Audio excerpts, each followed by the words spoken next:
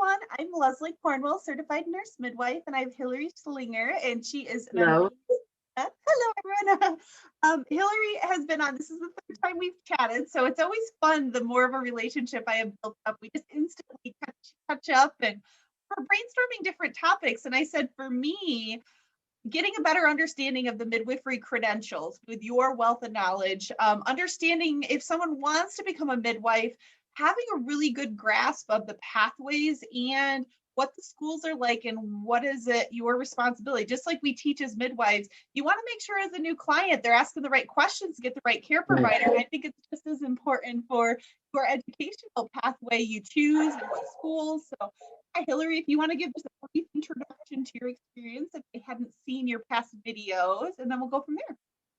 Well, I've been a midwife pretty much my entire adult life, and I started out 22 years ago, or no, 40 years ago when I was 22 years old. I started out looking at becoming a midwife, and I did not want to be a CNM at that point. I felt like that the CNM training was very medical or too nurse and hospital oriented, and I was interested in being a home birth midwife. And so when I became a midwife, it was way prior to MEEC or NARM or any of these things being codified.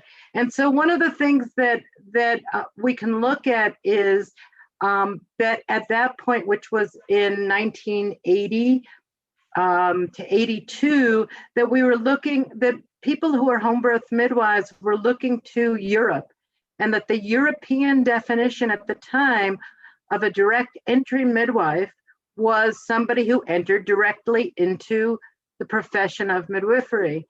And so a lot of people then were called lay midwives, and some people have taken on the name in the same way as people have taken on a lot of things that may have had negative connotations. But back at the time, the feeling was that lay, that word was like a lay preacher who was somebody who wasn't trained or a member of the laity.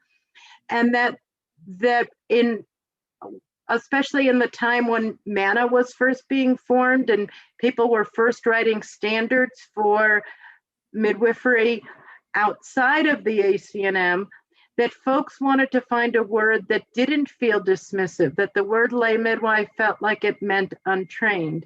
And we wanted to talk about that midwives were trained and were educated, and so took on the word direct entry midwife, or DEM.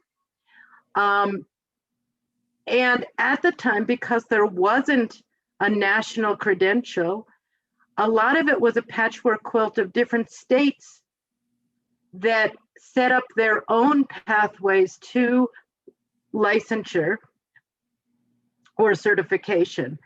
And so some states, for instance, Washington State and Florida, said, oh, well, we will look at European model, which at the time was 3-year direct entry midwifery programs.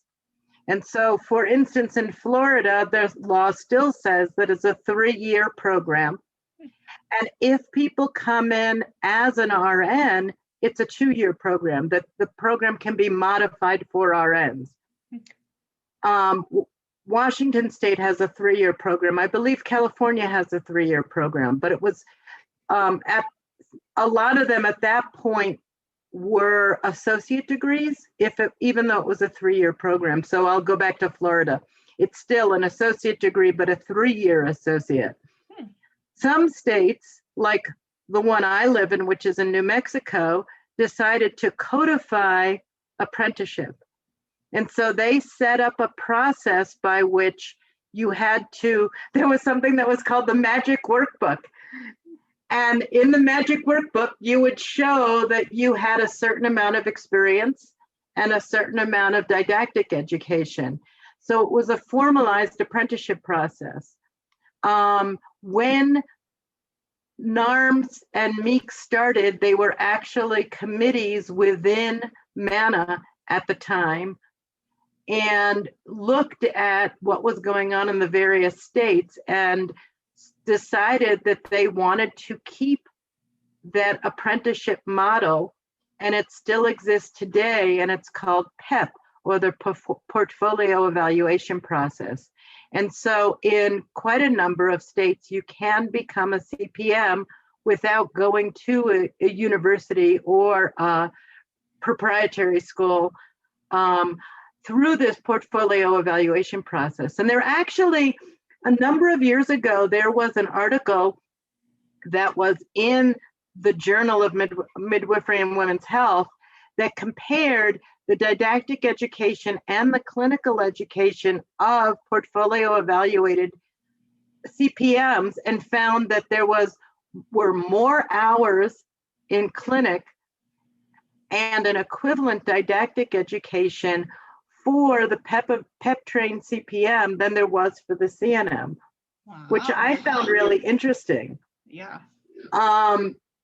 So there has been a push in the last 5 years for states that were newly licensing CPMs to require a MEAC education. And so there are, I believe, 14 MEAC accredited schools, and there are new ones being added all the time. And they run the gamut from being a certificate to being a degree. And I think there still may just be one or two that are associate degrees. There are some that have bachelor's degrees. And then Seattle Midwifery School, which was the first midwifery school in the US, is now the Department of Midwifery within Bastyr University, and they are a master's program. So it's all over the board. The thing is that's so interesting, because I've been the program director now for 2 different midwifery MEAC. Well, I was at a MEAC accredited school, and I'm now working at another midwifery school that is going for its MEAC accreditation. And I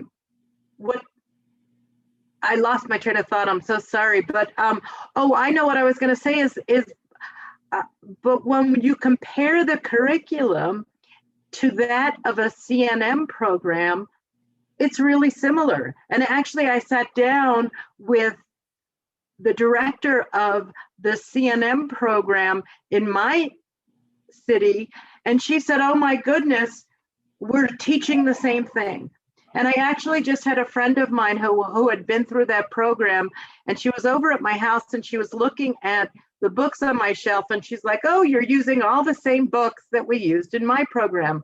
So, and I find that interesting, because so many CPMs, CNMs, LMs, CMMs, they all think they have different expertise and educational backgrounds of midwifery. They all think they have, one's more medicalized and one's got more alternative strength. And then when you actually look at the core of the curriculums, they're more similar than I even realized by you talking about that. I think of them as overlapping circles. Yeah. So that there are pieces that are in the CNM education that are not in the CPM education, and vice versa. There are pieces in the CPM education that I see missing from CNM education. Actually, when I was doing my master's, which I have a master's in midwifery from Philadelphia University, which is a CNM program, I did my critical inquiry thesis on looking at CNM programs and an evaluation of, were they actually preparing CNMs for out-of-hospital practice? And that's a piece that's in some of them, but is missing from many of them. Well, and I think that leads to the next discussion, because when I like you and I have talked about it, being a unique hybrid where you're like, okay, I kind of want the best of both worlds. I don't fit the typical. It was hard for me to find a CNM graduate school that fit my style of midwifery, like you were talking about. I didn't. So where did you go to? I went to Philadelphia. I mean, Dana Perlman, You did. I mean, I started Okay. out at another program and I was like, this isn't the style of midwifery for me. And then as soon as I met the faculty and they were all 70s hippie midwives, I was like, I'm sold, I'm joining this team. So yeah, I would love for you to expand into, okay, someone's interested in midwifery school. They've kind of narrowed down. They want to be a certified nurse midwife, they want to be a certified professional midwife. How do they even decide on schools, the different pathways, like what questions to ask and look into? So some of it is, where do you see yourself being? I was going to say the piece that's missing from the CPM is prescriptive privileges and primary care. So for instance, I'll talk about the friend who was over here who was looking at my bookshelf. She started out apprenticing with me and she was enrolled in the National College of Midwifery, which is a CPM program. And she switched to being at the University of New Mexico in their CNM program because she felt that she wanted to be able to work more in rural communities within our state, to have prescriptive privileges, to be able to work in hospitals with women who were coming in, who were from all backgrounds in our state, and that would serve her with her ultimate goal. And she has been involved with things like the perinatal task force in our state, and also with pushing more for a midwifery model of care within the hospital system that she works in. For other people where their goal is not to do GYN or to do more primary care, and it is to really ground themselves in home birth and birth center birth and independent practice, then a CPM program or even the PEP process, depending where they live, may be more to fit in with them. I also want to talk about something that has gone on in negotiations through something called US MIRA. And it was a series of meetings that happened between ACNM, MANA, and NACPM, where they were looking at how could we get people who came through the process to have essentially what's the equivalent of a MEEC education. And they created a bridging process, and it's done through verification of continuing education. And then there are some schools that are also doing their own bridge programs for CPMs who already have a CPM through the PEP process to be able to get a MEEC degree. And so they would be given a certain amount of transfer credit, in essence, for their CPM credential. So there are a multitude of pathways. You know, I think that I talked to you at a previous time about my vision is always, why do we have all these parallel pathways? I would love to see midwifery being midwifery. Yeah, you think of, okay, there's specialties of doctors, but they all go through medical school, then they subset out. Like, why don't we have a core midwifery school? And then if you want to specialize in certain aspects of midwifery, you branch from that. Like, I agree with you. I mean, that would be my ideal. And whether we look to Canada or New Zealand or Australia or other European countries, that's what they do. And for instance, in Canada, you do a Bachelor of Midwifery, and their model makes so much sense to me because the midwife follows the client. If I have a client who originally thinks she wants a birth center birth, but then we discover that there's something that makes it more likely that she'd be a better candidate for a hospital birth, I would follow her and be her midwife in the hospital. And so one of the barriers that I see in the way that it's set up in the US is that CPMs don't generally have hospital privileges. So CNMs who have home birth or birth center births can sometimes get hospital privileges, but then there are barriers that are put up by hospital associations, by boards of hospitals, and by the committees within them for midwives to have hospital privileges. And I think we really need to look at that. I know that there is within the ACNM in my state. I actually just got a notice that there was a meeting of the privileging committee. And so they're working on making certain that there aren't barriers towards midwives getting privileges at hospitals. And obviously this is state by state is so different. So the first thing that I think people need to do is they need to look at what kind of practice do I want? Where do I want to focus? What are the laws in my state? What are the needs for supervising physicians versus collaborating physicians? And that's a really big difference. Can I get hospital privileges if I want them? And to put all those pieces together, it is sometimes like fitting a puzzle together. Where you are at 16, 18 may not be where you want to be at 35, 50. Like that's the other part is I always jump back and forth. Man, I should have just been a CPM because of certain barriers. But then other days I'm like, oh, I'm so glad I'm a CNM. So I guess it is, you go through these evolving challenges. Yeah. There's not one style of midwifery or scope fits your needs at any point of skills or client you're serving. And so that collaboration model, I love that, where CPMs and CNMs and physicians in a perfect world, they all collaborate together and accentuate each other's resources. Yeah. But you really need to look at it. And I encourage people to interview both CNMs and CPMs in their state. And I know that as an educator, it's one of the things that I have people do in our coursework is to pick a state and get in touch with the midwifery organizations. And most states have midwifery organizations that are both CNM and CPM organizations. And then to interview midwives and to ask these questions. What is good about the model you've chosen? What are the barriers that you have encountered?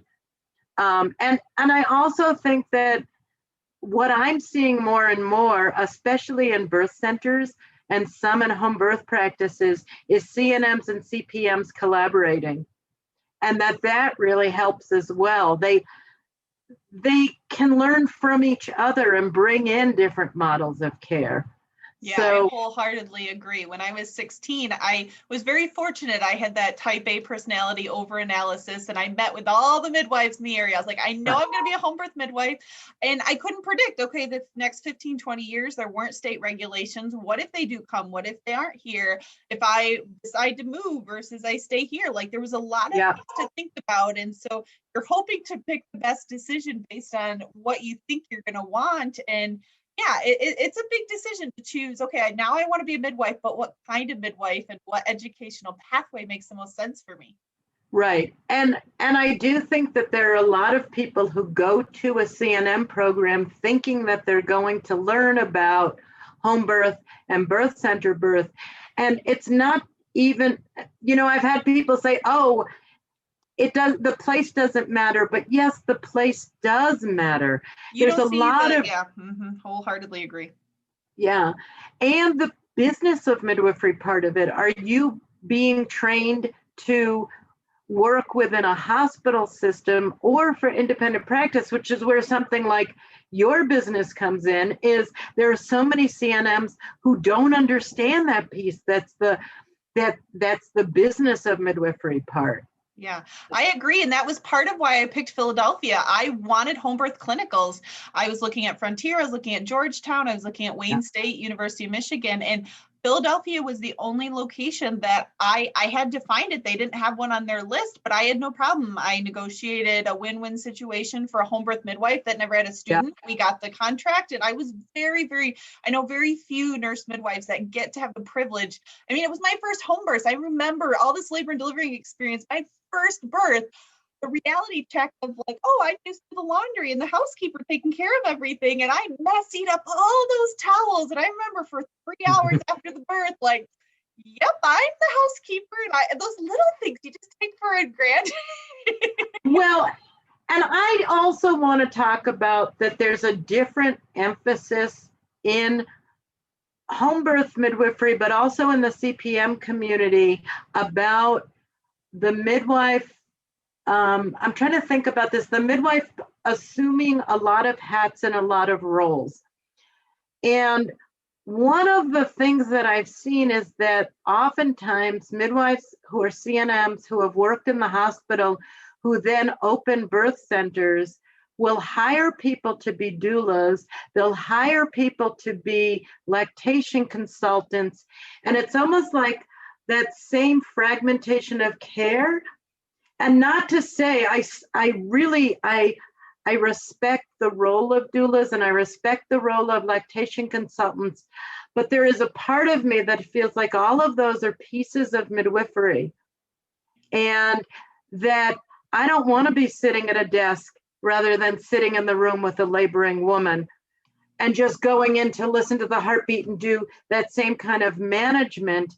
To me, when you take on being a home birth midwife or being a birth center midwife, that's part of the role, is doing that kind of, and it's not just labor sitting, that you learn a lot from just being a fly on the wall and watching labor after labor and seeing how things unfold. And you get a sense of, yes, this is normal, even though it may not fit normal on a chart. I can feel that this is normal versus not. And that you don't learn those things when you're not spending those hours with women in labor. Well, the example I'm thinking of, Hilary, is like the certified professional midwives, out of hospital midwives, are the expert in normal. They don't have epidurals. They don't have high risk sick ladies. They are the experts in those little subtle sounds and cues and maneuvers. Exactly. That's just a lost art in the hospital system. I mean, even being in nursing school, I mean, people get so excited if they're like, oh my gosh, I laugh when they say, oh, she's going natural. And I'm like, that's not natural. That's non-epiduralized. Like having a discussion of like, that's not a natural birth with the stirrups up. But to them, or to this, because they don't see it very often. And so, yeah, right. Like I stressed, like I've had the privilege of my hospital births. Yes, they're wonderful, even if they do it without medication, but it's nothing compared to a birth center home where you really can be. I mean, even I could argue the difference between birth center and home, the instinctual level that the women have in their own space. When you're in your own space. Yes, exactly. And there's never the word let. Will you let me do this? Because it's your own space. I'm a guest in somebody's home when I'm at their home birth, and it really does make a difference. Yeah. And turning the lights down and seeing somebody who's with their partner in the dark. And also, I just wanted to come back to when you talked about maneuvers and the things that people learn. That, for instance, I think about maybe you've had a posterior baby and a cervical lip that just won't quit, and figuring out, gosh, I can put somebody in a knee chest position. Mm-hmm. And you would think, oh, you're moving the baby up. Well, yeah, I'm moving the baby up because it gives them space to turn their head. And I'm not gonna touch the water, because if I broke the water right now, which might, if I was in a hospital setting, they might be encouraging me to do, it wouldn't give the baby that amount of movement to get off the cervix and get their head moved into a better position.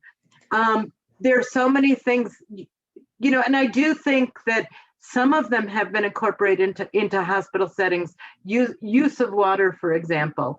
Putting somebody in the whether it's in the shower or in the tub, but also sometimes it's just putting on music And I'm not talking Pachelbel's canon. Sometimes I'm putting reggae music on because it gets somebody moving their hips. Turning. And right, and that's what gets that baby when to you move were down. talking about the art of midwifery is your ears and your hands, and it's not the analytical side of the number crunching in the lab. So when you were talking about the simple maneuvers, I took for granted how much I did out of hospital, and then I did an in-hospital birth for a great community hospital, just covered locum for 6 months. But when I did a lady, she was swaying, and the nurse was like, she's been in transition forever. And I'm like, do you mind if I go in there? She's natural, her third baby. I could tell by the way her back was bulging and how she's acting. I just did a simple maneuver of a hip squeeze. She delivered the baby standing with the next one, and the nurses were just blown away. Like, what did you do? Because they don't see those simple, powerful interventions or techniques that you can't read her hip if you don't look at a perineum over and over again, that rectal bulge, and I mean, probably too much TMI, but if you don't look at the actual hip changing and morphing as the baby's coming down, you can't read it. Well, there's actually research on something called the purple line as an alternative to checking dilation, is looking at the purple line of as the buttocks flatten out, and you can use that as a gauge, and there's been some research studies on it. Very cool. You know, when we talk about being in your own house, there's also that part of making noise. And I'm thinking about somebody who way back in the beginning of my practice, I transferred in with a breech. And it's an interesting story because she was a primip. I knew she had a breech. I sent her to a doc who checked her and said that it was head down. I got there in labor. It was indeed a breech baby. And we transferred to the hospital. And she was moving along in labor. And so we got there and she was making all sorts of noises in the elevator. And I was saying to her, that's great. Those are such good noises, just to keep everybody else quiet. Right. So, but by the time they checked her, she was complete and she had a vaginal breech in the hospital. Yeah, it's the cultural norm of giving that kind of feedback. Yes, exactly. So being able to just to tell her that making noise is part of this, but I think that people know that at home. That at home, they let it all go. And when you said about not being in your head, this isn't intellectual, that's the space that women need to get into in order to birth. And doing that in your own home is so different than being in a hospital, which for a lot of people is like being in the principal's office at school. And also knowing that nobody's going to walk through that door who you didn't let into your home. Yeah, and that makes a lot of difference as well. You're a guest in their house, and it's a very different demeanor. I wish we had more studies. So as far as like clinical sites, I think it's so important, even if you never ever want to practice in that setting, to see some births, shadow, connect with midwives in the area. Just like nursing school, you may want to specialize and be a cardiac nurse, but guess what? They rotate you through all the specialties for a little while, whether you want to work at a nursing home, whether you want to catch babies or be part of that. So I wish midwives more would look at it as that approach, like, okay, even if I'm a certified professional midwife and I don't anticipate getting hospital privileges, is it going to hurt to do a little doula work? Is it going to hurt to get involved in seeing that other side? And just, okay, so you can be a better advocate for the transfers, or I think just being more open and asking your clinical opportunities of training, like creating them for yourself. If a school doesn't allow it, take the initiation. I've talked to lots of CNMs that are like, actually for the CPM training, you do have to do some hospital observation. But what I wish is that we could get people doing some more hands-on in hospitals.